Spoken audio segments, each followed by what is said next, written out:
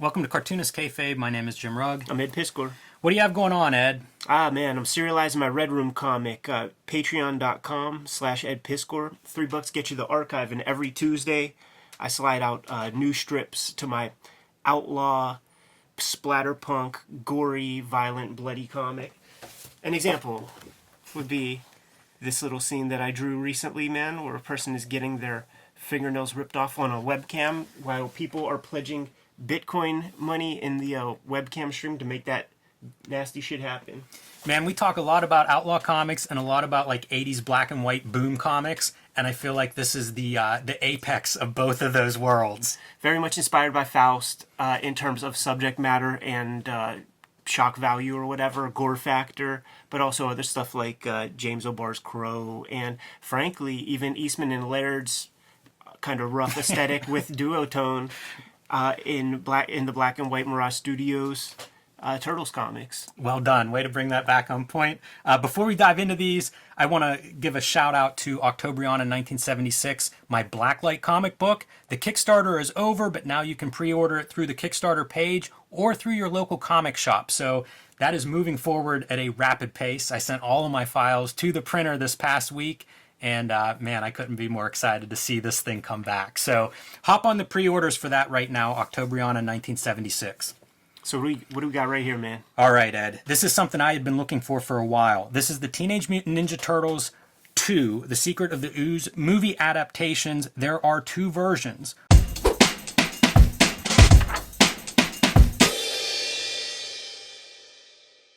One is like the newsstand released Archie edition, and one is the Tundra edition. So Kevin Eastman putting this out through his imprint. I was thinking it was Mirage, until I started prepping and saw the Tundra. But it's that time period, and we're going to see some significant differences, even though the line art is essentially the same for both versions. So this is in line with some of the videos we've made comparing maybe the same script by two different artists. We're going to see some differences here and point those out, starting with the cover. So this is a Jim Lawson cover here. This is the same cover concept, but painted over. So you can see, even from the beginning, these are sort of like the bizarro versions of one another. I think about some of the conversations we've had, like even back in the podcast days, man, when we're talking with Jeff Smith about his collections, the cartoon books collections of Bone, and when he started to make deals with Scholastic, he was still able to publish some of his own stuff. And this is kind of like what we're dealing with here, man. Like the Bone Bible, like the giant, complete, all 40, however many issues in one book. Scholastic asked him, like, well, how many of those things do you sell? And he's like, well, we sold about 250,000 of them so far. And they're like, oh, that's nothing. You could keep those publishing rights. Like, we don't need that. And clearly a deal was made where Archie was like the last kind of comics that you could find, like they would be at the cash wrap section at your grocery store, man, like at the conveyor belt, like when it's time to check out, like you could pull these comics off. So there were probably far more of these, and while making the deal, they just toss Eastman a bone. Yeah, go ahead, make your little your bougie version. And well, I've never seen this. Well, this is exciting then, Ed. Let's dive in, because where this gets good, and the reason I'm interested in it, this is your newsstand version again, and let's see who the colorist is on this. Might not even tell you. Yeah, it might not. It might be at the end. I hate to not give credit, so let me just quickly glance and see if that's back here. Yeah, here we go. So the coloring is Barry Grossman, the line art Jim Lawson. So Barry Grossman doing the coloring on this newsstand edition. The reason this came on my radar is this edition is colored by Richmond Lewis of Batman Year One fame. Mm-hmm. Is the way, one of the most influential color comics I can think of, Batman Year One of my favorite color jobs ever. So anytime I have a chance to see more Richmond Lewis comics coloring, I'm excited for it. And when I learned this was Richmond Lewis, I tracked it down first. Look at the difference. I mean, some of the drawn by two different cartoonists pages aren't as different as these two pages look to me. Yeah, for sure. Also, just like the print quality is worth noting as well. Man, we talk about dot gain when you have a more porous paper. The from the looks of this, I feel like the creative team was planning out their art for newsstand, because look at how thin this lettering is, and it's almost too thin in many spots. But through trial and error, they knew that on this more porous paper, the ink would absorb a little thicker and it would spread a little bit more. Dot gain. And that's perfect, like that's perfectly legible, as thick as any lettering you would want there to be. So like that's one thing I noticed, and even like super thin lines here, but they're pretty reasonable there. It is such a different treatment, even of like, distances and stuff, like background just being, this is just dropped out almost like an open panel, but not here. And so we'll go through and we'll look at a few pages for comparison's sake. I don't know that it's a slam dunk. I was expecting, of course, to love the Richmond Lewis version, but I don't know that I do. Like after I got hold of this one, the newsstand version's pretty good. The bright green for the turtles fits well. This is interesting. I'm glad to see it, but it's also kind of muddy and dull compared to, the brighter 4-color typical process of like superhero comics. We saw on the previous page, there's like lots of like blues and stuff that make up the colors, but actually I want to point out it's like these are greens behind these greens, and it's just I'm not sure what the thought process was or would have been. Maybe there's a time issue. I'm looking for the year because this is 1991 is the date on this one, and that is about 3 years after the Batman Year One coloring job. Yeah. Like I was speculating if this was like maybe a test run, ramping up, trying this new style or whatever, but it's several years later, so I think Eastman's probably a fan of that coloring like I am and sought her out to do the coloring. You mentioned a lot of the blues. That makes this like a night scene. It's a totally different interpretation whenever you see it in the newsstand. Like, I mean, that's a dramatic difference. It's a change of setting. Yeah.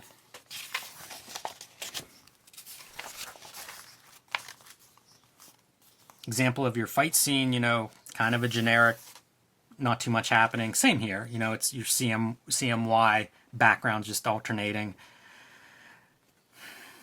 I don't know if these are aimed at, certainly I assume this is a younger reader that's picking up an Archie Turtles comic, and if the bright colors are associated with the younger reader, maybe a little bit more exciting for them.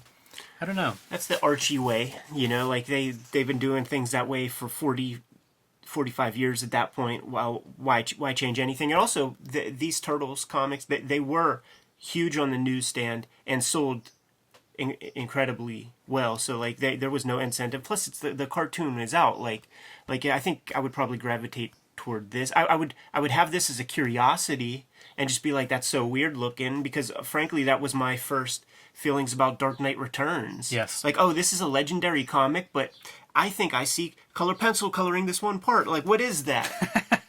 What are you talking about? This is a legendary comic, and you didn't. There's that one scene where the old mayor and like his consigliere or in a sauna, and it's left white. And I'm like, and they didn't even color this panel. You weren't into the open panels at that point. Well, I was just like, I paid probably the most expensive comic I bought because I got the trade $12.95 or whatever, and it's like, and they didn't even color a panel. Yeah, it's and that's little kid logic. Exactly. Like this is comics, and then this is like I don't know, this is adult shit. Yeah, I don't know that it's bad. I wouldn't say that one is bad, but it is a very different interpretation, and I wonder like what kind of instructions Richmond Lewis had for this kind of stuff. From Eastman or from the studio, whoever was responsible for putting this together. I'm curious what the direction was, versus Archie doing what I think Archie does. This seems typical to the other Teenage Mutant Ninja Turtle Archie comics I've seen. Yeah. It's in line with them, but I wonder what this is, because I don't even know that this resembles the movie exactly, and in terms of color palette and stuff. It's not a particularly dreary color palette. One of the differences that you'll see, we'll go through a couple. I mean, is there a page with Vanilla Ice? Yeah, let's skip ahead. One other difference in these, is there are like 4 full-page splash pages inserted in this version, in the Richmond Lewis, the Tundra version. I don't know if it's to make it kind of a square-bound, certain number of pages, or because there aren't ads like there might be in the Archie adaptation, but there are like 4 more of these deluxe splash pages, which, kind of cool. It throws off the left and right, though, as we're about to see. So here's a comparison of a couple of the pages with your ninja wrap, and you'll see this is a left-hand page in the Archie and a right-hand page in the Tundra. I actually like this scene, and it kind of reminds me of some of the, mid-20-teens graphic novels that would start to insert like spot colors and things that are brighter. But this is a club scene, and I think that here you see Richmond Lewis colors this whole scene as if it's, the lights in the club. And I think it stands out. Like this looks like it's after hours or they turned on the lights or something in the club, whereas here it's kind of like nightclub. But I still don't know that this is a lot better. Like the ninja rap part stands out much better to me here. The words, kind of bluish purple on purple.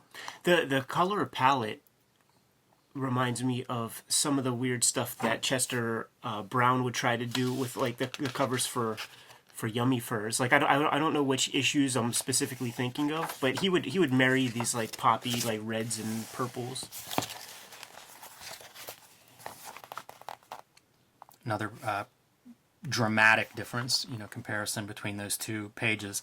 I do like the way Richmond Lewis approaches scenes. Like she definitely establishes a palette for each scene as we get into scene, from scene to scene through this adaptation. And I think that's very effective, especially for creating a sense of we've changed locations, especially, if there's not much of a background or if it happens mid-spread or something like that. It's a pretty effective strategy, definitely better at denoting things like night and day and interior and exterior. But man, is it different. Like whenever I started looking for both of these editions, I did not expect it to be this different from one to the other. Pretty cool, man. I do like this kind of stuff. I do think it illustrates how significant coloring really is in these comics. I think today we understand that more. Coloring's definitely taken over a bigger part of how we see comics. But in 1991, this is before Image Comics shows up and everybody's doing digital coloring on coated paper. Right. So this would be pretty way ahead of its time in 1991. It still feels a little ahead of its time now comparing the 2. Yeah, like the simple line work. Like there's the structure of Lawson's characters. It's not all there, like, and I'm not like compared to say the simple line work of like a Bruce Timm, and you take a look at the structure of those characters, like it's very, very sound. Like this is more Play-Doh, so like when she's doing this modeling with the color, like she's really got to try to figure out what shapes he has in mind when he's drawing these characters.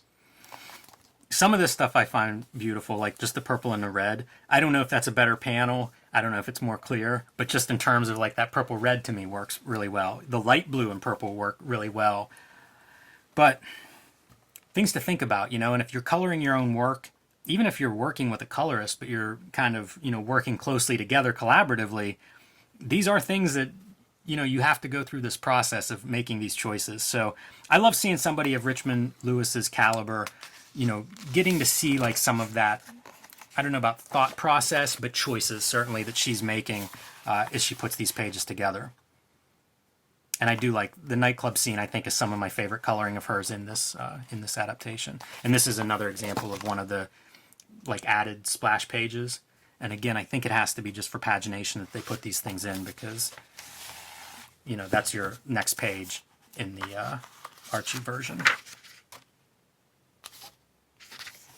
Leave it with this one. Yeah. One last cool dramatic shot of the turtles. We're behind them. They're lit from the front a little bit, so you get to see just their outlines. Hey, come on, man. This is fucking Cartoonist Kayfabe. That's the Super Shredder who was played by Kevin Nash. Perfect. Yes. All right. Any other thoughts, Ed, on turtles coloring then and now? No, super cool to give it a glance. Who knew that the world needed 2 versions of this movie adaptation?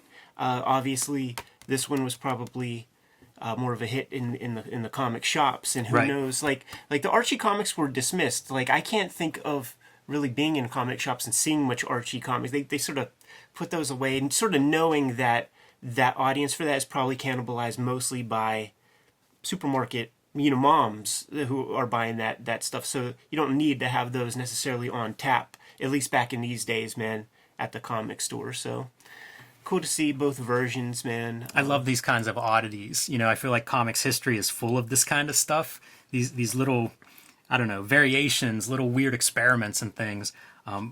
Pretty cool that somebody like Richmond Lewis is involved, and it's great to see it on the Turtles. Yeah, It's an excuse to dive into a few more Turtles comics, and I am always down with that.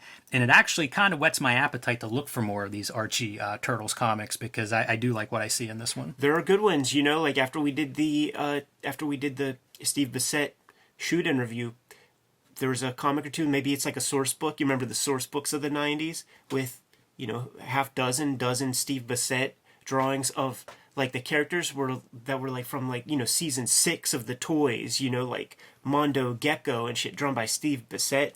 Who knew, like So weird. We know what we know, like we know plenty, but for everything we know about man, there's 5 things we don't. That's the thing. Like, there might be 100 of these Archie comics. At least one of them is drawn by Gene Colan.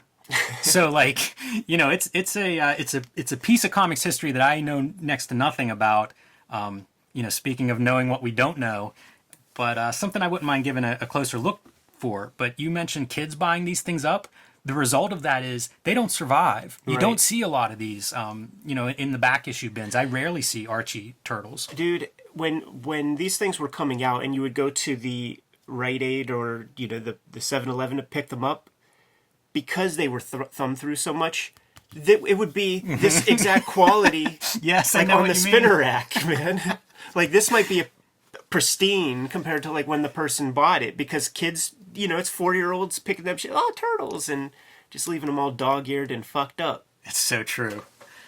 All right, well, that's all I have to say on the comparison of these two. But one of those interesting oddities, if this tickles your fancy, I would say track these down. Not too expensive, these books. At least they weren't whenever I was putting them together.